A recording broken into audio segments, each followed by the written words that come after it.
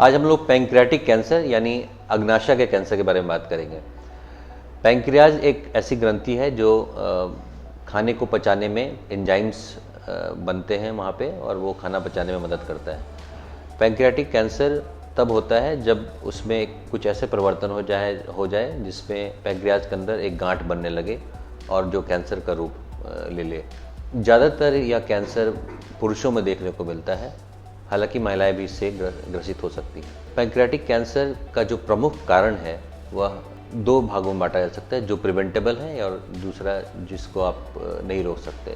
जो preventable causes हैं उसमें सबसे प्रमुख कारण है स्मोकिंग, यानी जो स्मोकर्स हैं और जो हेवी अल्कोहल जो यानी कि ज़्यादा मात्रा में अल्कोहल का प्रयोग करते हैं उनमें यह कैंसर ज़्यादा हो सकता है। स्मोकिंग और अल्कोहल के अलावा कुछ लोग जो रेड मीट या प्रोसेस्ड मीट का ज़्यादा उपयोग करते हैं उनमें, या जो लोग मोटापे से ग्रसित हैं या जिसे ओबेसिटी कहते हैं, उनमें भी यह कैंसर होने की संभावना ज़्यादा होती है। लक्षण की बात अगर की जाए तो पैंक्रियाटिक कैंसर में सबसे कॉमन लक्षण है पेट में दर्द होना।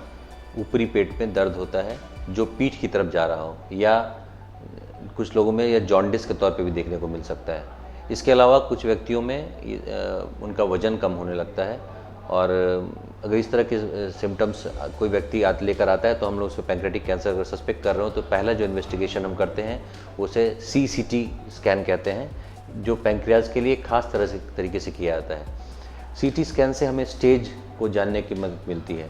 पैंक्रियाटिक कैंसर को 4 स्टेजों में हम लोग क्लिनिकली डिवाइड कर सकते हैं। अर्ली कैंसर यानी जो सिर्फ पैंक्रियाज तक लिमिटेड है, वहाँ सर्जरी प्रमुख इलाज है। इसे विपल सर्जरी कहते हैं, जहाँ पैंक्रियाज के साथ आप आसपास के आंत को भी निकालते हैं और पित्त की नली को निकाल करके उसे वापस बनाते हैं। इसके बाद कैटेगरी है जिसे बॉर्डरलाइन रिसेक्टेबल पैंक्रियाटिक कैंसर, यानी अगर यह पैंक्रियाटिक कैंसर उसके पास की खून की नलियों को भी के प्रभाव में भी आने लगता है।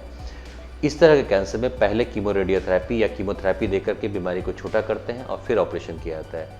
तीसरी कैटेगरी है लोकली एडवांस्ड पैंक्रियाटिक कैंसर, जहां सर्जरी नहीं हो सकती क्योंकि बीमारी ज़्यादा बढ़ चुकी होती है। इसमें कीमोरेडियोथेरेपी प्रमुख इलाज है। और लास्ट स्टेज है मेटास्टेटिक कैंसर, यानी यह बीमारी दूर तक फैल चुकी है।